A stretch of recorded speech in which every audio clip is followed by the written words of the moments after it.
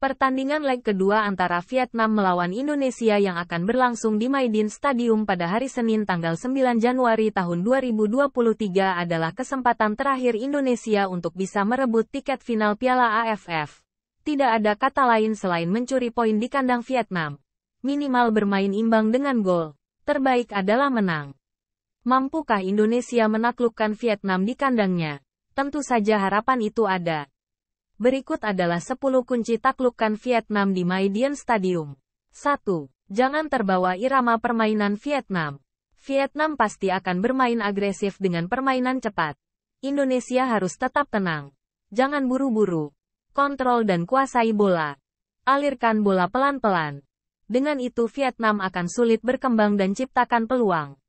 2. Kuasai lini tengah. Tugas lini tengah Indonesia adalah mendikte lapangan tengah Vietnam. Seperti leg 1, yang berjalan sangat bagus di tangan Mark Klok dan Rahmat Irianto. Entah nanti ada rotasi dengan Ricky Kambuaya. Lini tengah harus dikuasai Indonesia, sehingga aliran bola dan transisi pemain akan lebih mudah.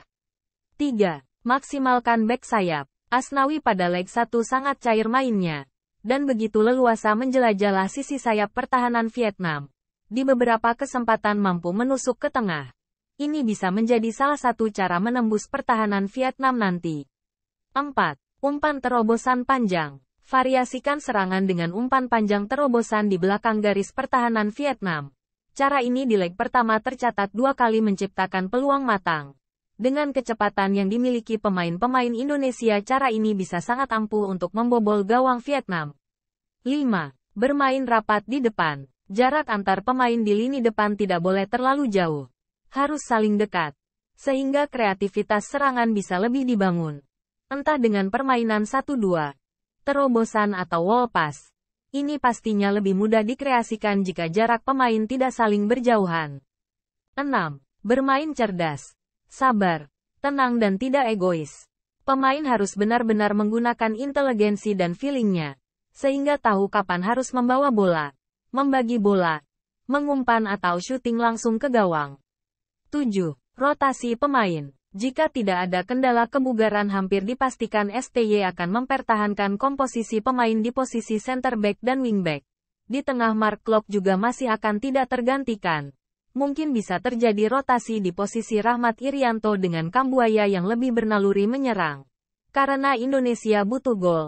Posisi depan di leg 1 tampil cukup baik, tapi bisa saja STY merotasi salah satunya dengan Witan atau Sadil yang lebih punya kecepatan menggebrak. Pemain rotasi nanti saat pertandingan harus menjadi pembeda karena belum terlalu diketahui oleh lawan.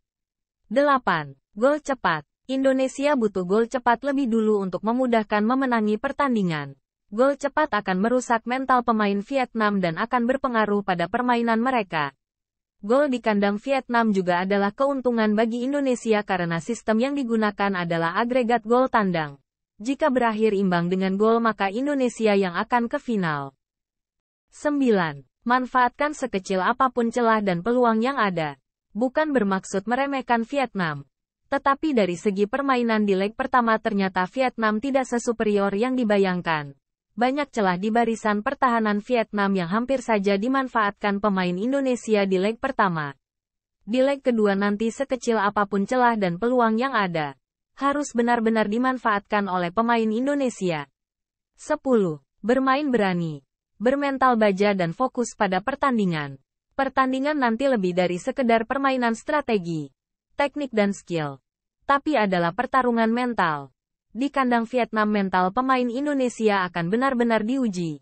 Permainan kasar, intrik dan provokasi dari pemain Vietnam, juga dari pelatih dan ofisial mereka akan sangat mewarnai pertandingan nanti. Belum lagi tekanan dari supporter Vietnam yang dikenal cukup brutal. Maka pemain Indonesia harus bermain berani dan bermental baja. Abaikan semua provokasi, fokus pada pertandingan.